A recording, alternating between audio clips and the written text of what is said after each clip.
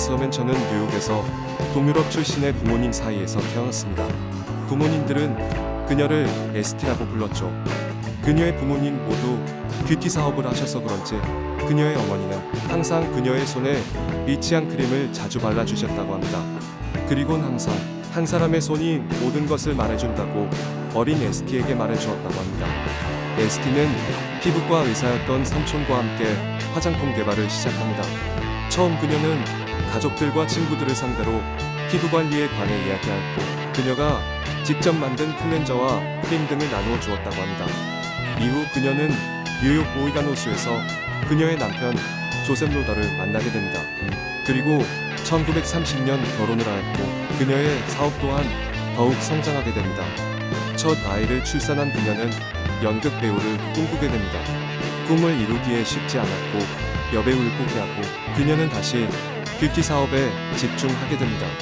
1944년 둘째 아들을 갖게 되고 2년 뒤 로더 부부는 뉴욕에서 에스티 로더 컴퍼니즈를 설립하며 본격적으로 화장품을 생산하게 됩니다. 1946년에 에스티 로더는 그녀 스스로가 홍보 담당자로서 뉴욕 전역의 뷰티 리더들을 찾아다니며 직접 메이크오버를 시연해 주었습니다. 이후 그녀는 당시 최고의 백화점으로 유명했던 삭스 백화점에 입점하길 원하였으나 쉽지 않았습니다. 그래서 그녀는 백화점 입구 근처 방문객들에게 그녀가 직접 만든 화장품 샘플을 나눠주며 기회를 기다립니다.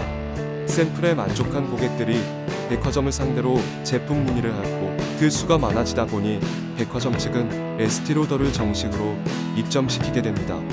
이후 그녀는 기존에 갖고 있던 그녀의 고객 리스트를 통해 그녀의 백화점 입점 소식을 알리며 제품 구매 시 샘플을 무료 증정하겠다는 초대장을 보내게 됩니다.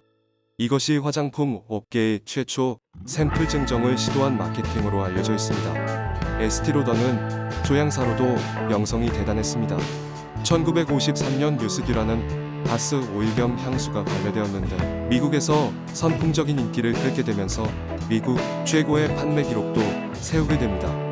에스티 로더의 향수는 고위층에게 특히 인기가 많았는데 유럽 왕실 사람들이 그녀가 직접 조향해 선물한 향수를 애용했다고 합니다.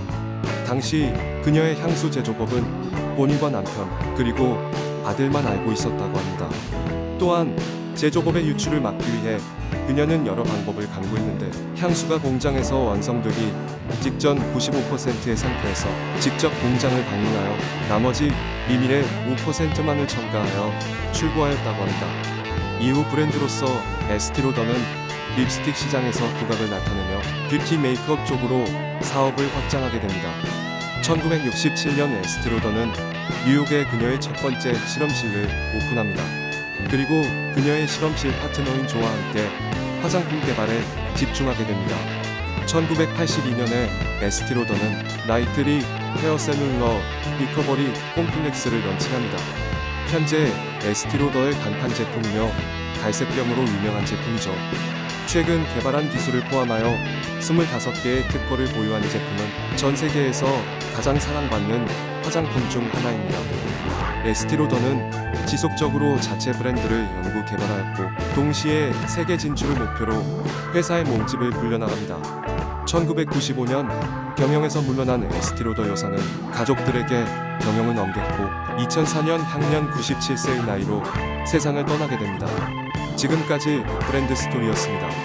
영상이 유익하셨다면 좋아요와 구독 부탁드립니다.